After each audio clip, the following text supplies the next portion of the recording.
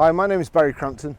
Today I'm going to show you around our Ford B-Max, then I'll take you for a ride in it, but first I'll tell you a little bit more about it. It's a 1 litre T EcoBoost Titanium X, a real good spec, which I'll tell you about in a short while. Mileage 28,361, 2 registered owners, MOT'd until the 31st of the 8th 2021, last serviced on the 14th of the 8th 2020. Fuel economy: urban 47.1 miles per gallon, extra urban 67.3 miles per gallon, and combined is 57.7 miles per gallon. Top speed of 117 miles per hour out of a 3-cylinder 123 brake horsepower 12 valve engine. Road tax is only £30 per year for this car, and it's got a full service history. So great spec little car here.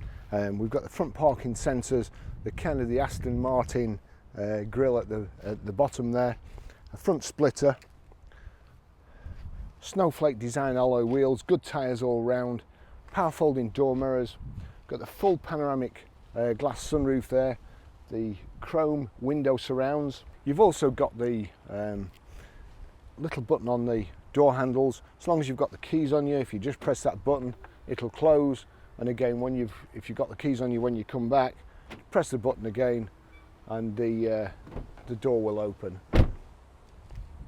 Rear privacy glass, good feature on this car, and I do really like it. I wish the front doors had open like this as well, but obviously it would be slightly more difficult. But there you go. So nice. If all doors were like this, we'd save an absolute fortune with our dent man, getting parking dents done and everything. Just open straight up, narrow gap, not opening your door into anything, and other people not opening their door into you. But what it also does mean is, it's the front doors, I'll try and remember to show you later, but instead of just having a catch in the middle, a door catch normally around about there on the car, there's one at the bottom and one at the top. And also the door feels really, really substantial. So I'm pretty sure that'll be a benefit, you know, in the event of a crash or anything. We've got this colour-coded spoiler there, electric boot release.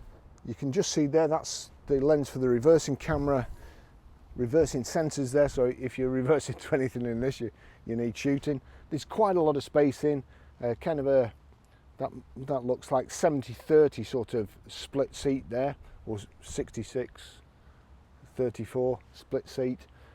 Rear load cover, it's mint in the back. Don't look like anything at all has been in here. The only thing probably is my camera equipment.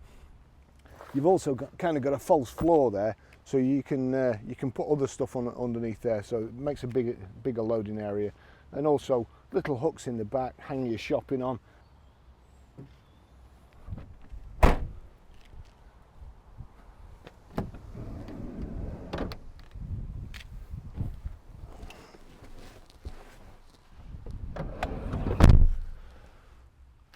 As I say, I think that's a fairly good design. It's really nice in here. We do have the 3 inertia reel belts here, Isofix child seat anchor points. It's half leather, certainly feels like leather anyway, and cloth in the centre. Kind of magazine nets here. We've also got electric rear windows, but this glass panoramic roof, it stretches the complete length of the car, and you've got the good old-fashioned pull blind instead of the electric one that may go wrong and cost you a fortune. And the other great thing, just to make it even easier to get in, if you're struggling to get in the back really, you can also open the front door, and the whole of the side is kind of empty. Put this seat forward, and if you've got elderly relatives or old car salesmen, it just makes them easier to get in.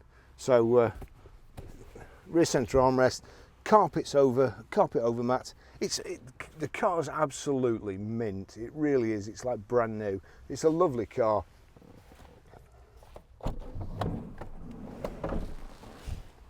I'll just take you for a ride in it.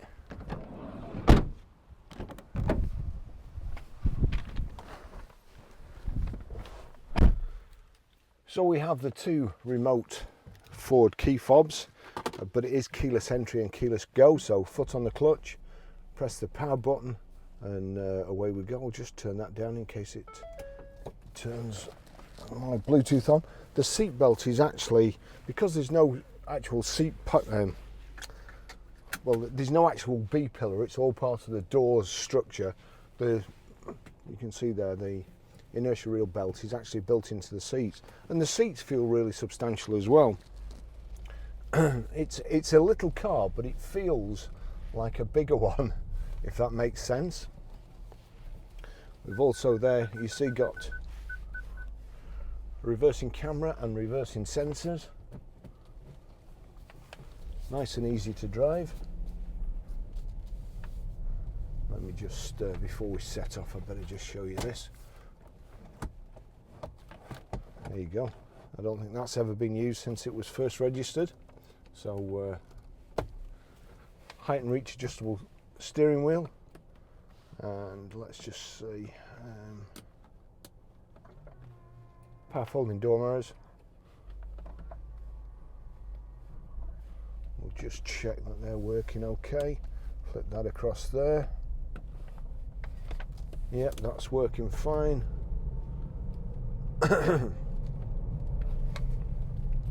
Not really a fantastic driving instructor there. Perhaps needs to next lesson right away.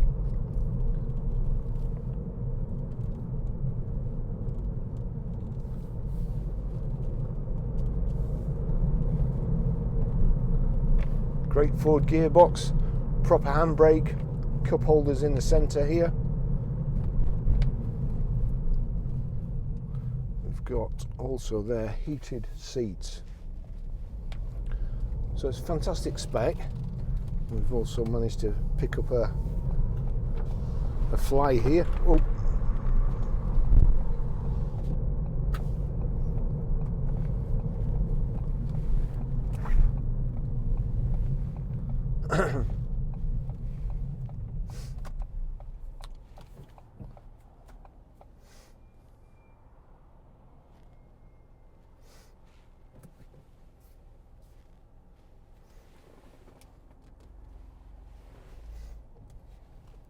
Gosh, that heated seat is absolutely nuclear. Got height adjustable seat as well.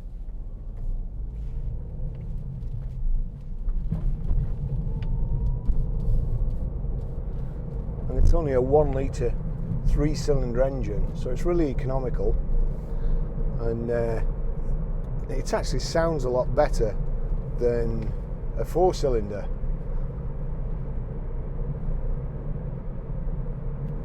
Bluetooth hands-free, Bluetooth audio streaming. Here we've got a power socket, an auxiliary in, a USB in. Electric windows all round, as you can see. When I put my window down and forgot, my GoPro was stuck to it. And full-length panoramic glass roof. Blimey, I thought I'd switched. Tell you what, I need a holiday. I thought I'd switch the electric seat off as well. Not good.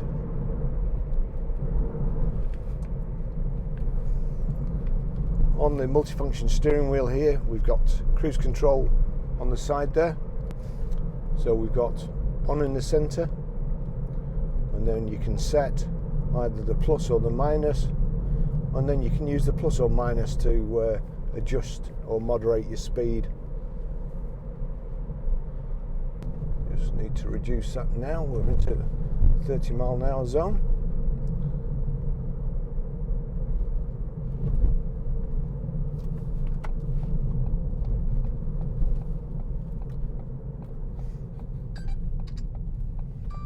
There we go, camera's gone off again. Okay, well, I just had to restart my camera. We'll see how long it lasts this time. And turn the air conditioning down to low.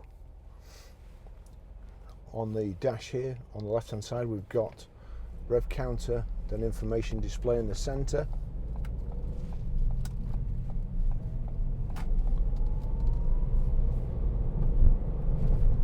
right hand side speedo.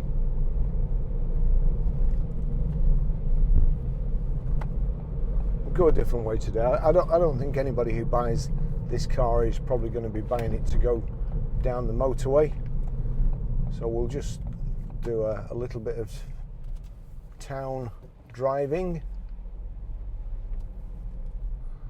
If these people hurry up and get out of the way.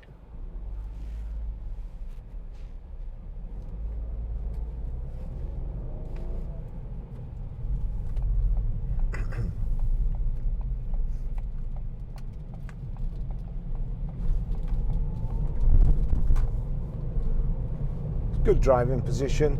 With it being higher up, you get more leg room, not in length but in height, so nice and comfortable. Seats are really comfortable, well padded, so a good level of equipment. Let me just see if I can auxiliary. Let's turn this down. Wait till it starts playing. There you go, and if I turn it up,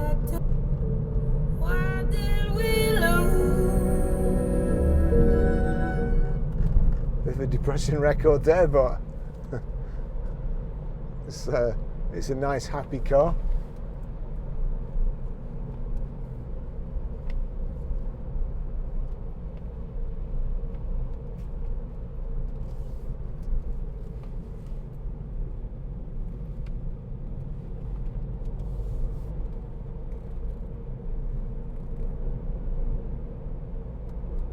It's a real three-cylinder. It's flipping fly. This three-cylinder engine, real punchy little engine, very economical, and I suppose it's ideal for around town. I'm not sure whether the 1 litre three-cylinder is an engine to be blasting up and down the motorway at 70, 80 miles an hour all the time. And I have used a Focus 1 litre EcoBoost, and to be fair, it was very good. It was very, very economical around town, but to be honest, at 70 miles an hour, it wasn't as economical as it could have been, really. Certainly not as economical as probably a 1.6 diesel. So I think the engine's ideally suited for this sort of car. You know, a second car, a run around, a kiddie bus for school, and it certainly accelerates as fast as you need. Good finish all round. Piano black around the radio, or the Sony radio is all part of the piano black, same colour. Again, on the gear tunnel, you've got the aluminium insets. The aluminium insets on the steering wheel, around the door handles here.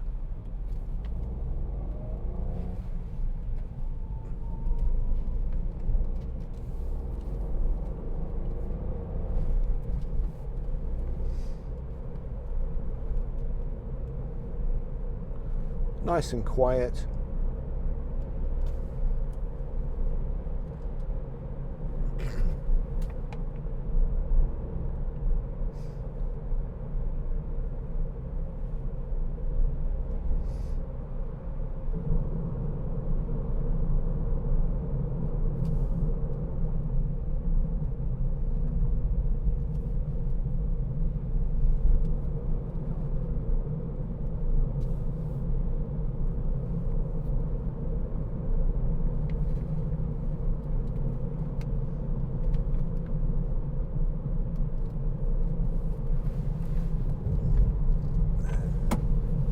A bit further away.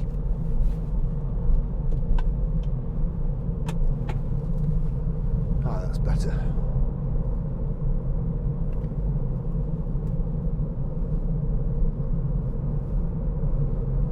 Back seat's nice and comfortable too, and as I say, it's easier to get in the back, I would say.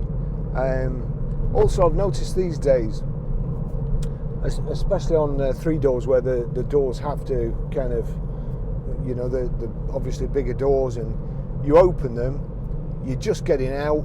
As you get out, door blows shut and gets you right in the calf. So as I say, I certainly wish more doors were like that.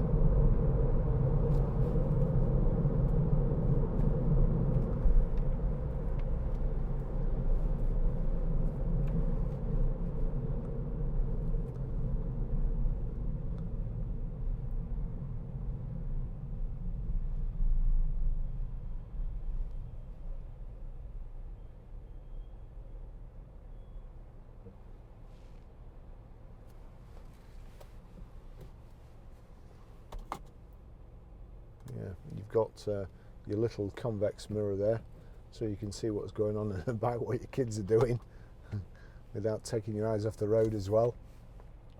Let's see, let's have a look. So wipers are all good.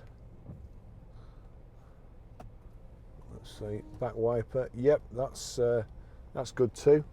So pretty much I can do the back windows without fear of ruining my camera again. Yeah, back windows work fine. And cup holders here, you've got another little oddments tray there with a 12 volt power socket in there.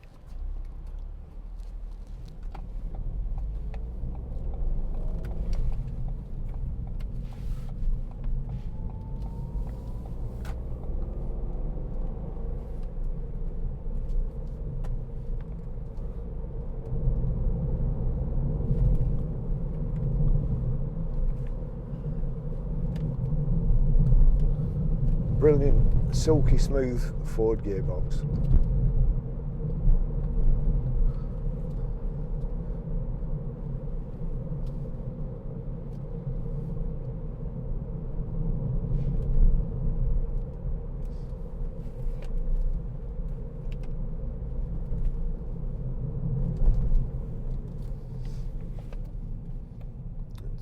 That bend there is quite lethal. People fly around it. There's always a car parked here, and there's always cars coming this way.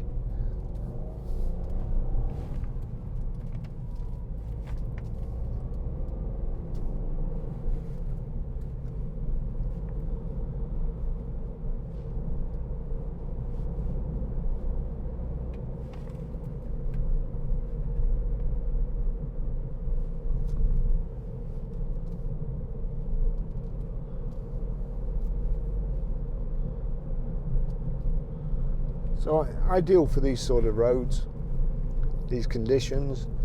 It's good suspension on it, nothing too hard.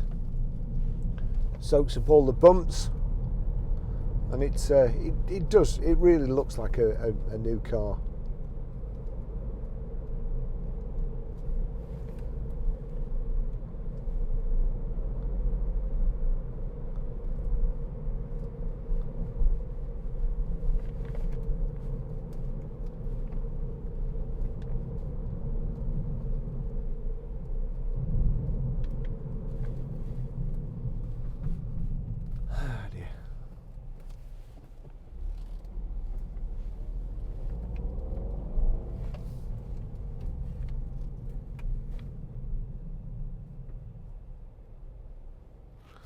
Just go a bit further, then I'll finish the test drive, but what I will do is show you how to pair a mobile, how to delete a mobile, how to stream audio, how to get rid of a fly out your car when you can't let your windows down.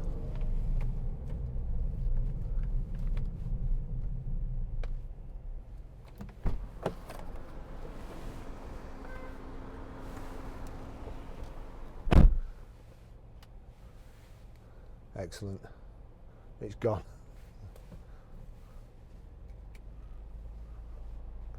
Let's see, is there anything I've missed? Oh, we've got the trip computer there. Tells you average miles per gallon, speed.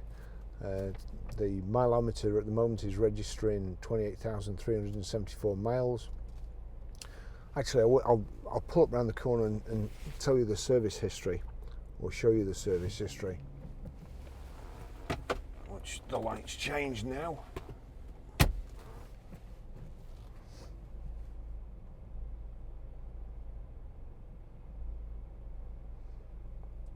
Fortunately, we've got the invoices as well for the servicing.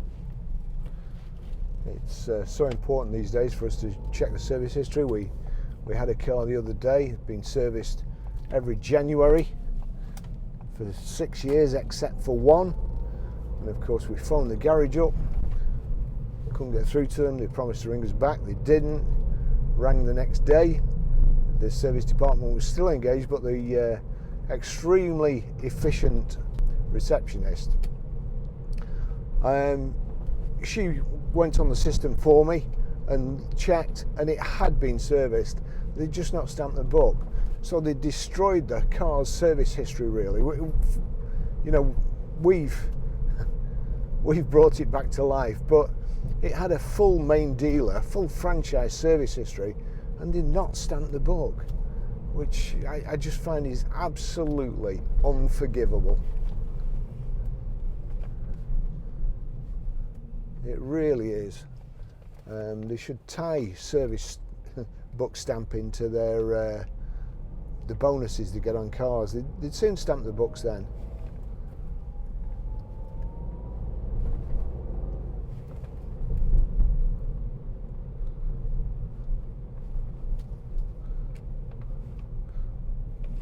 Another pet hate of mine is no ink on the service stamp block, so you can't read who serviced it. But I'll just show you one in a moment that there's absolutely no excuse for.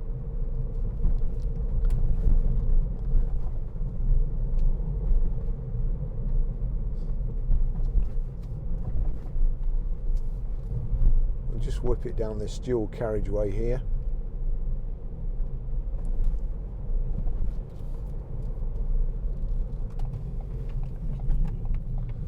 Just to show you how it goes. This little 1 litre engine. Blimey, look at all the traffic.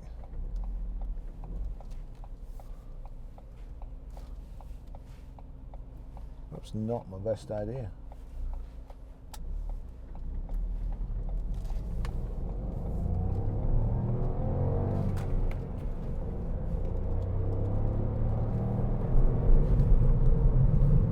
I do think they sound quite good. I'm not going to get up to any speed along here, so I'll just pull in the parking and tell you about the service history.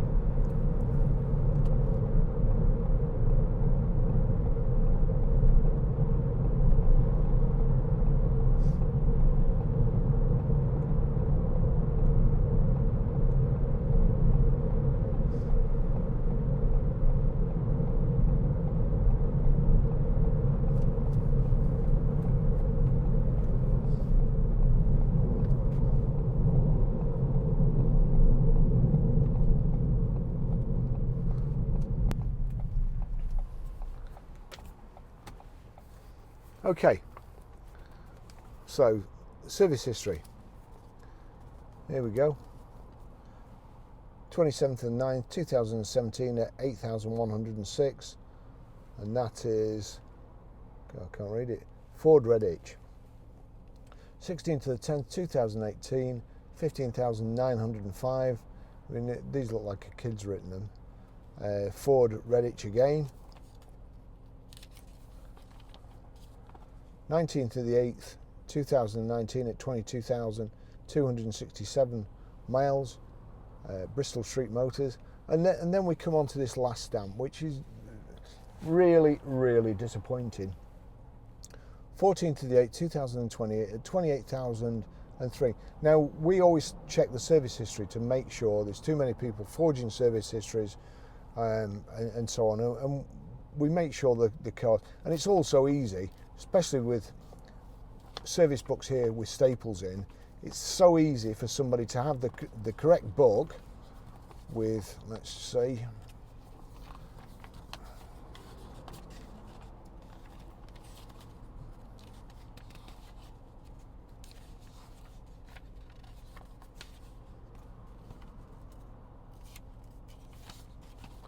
Actually, they don't even do that anymore, do they?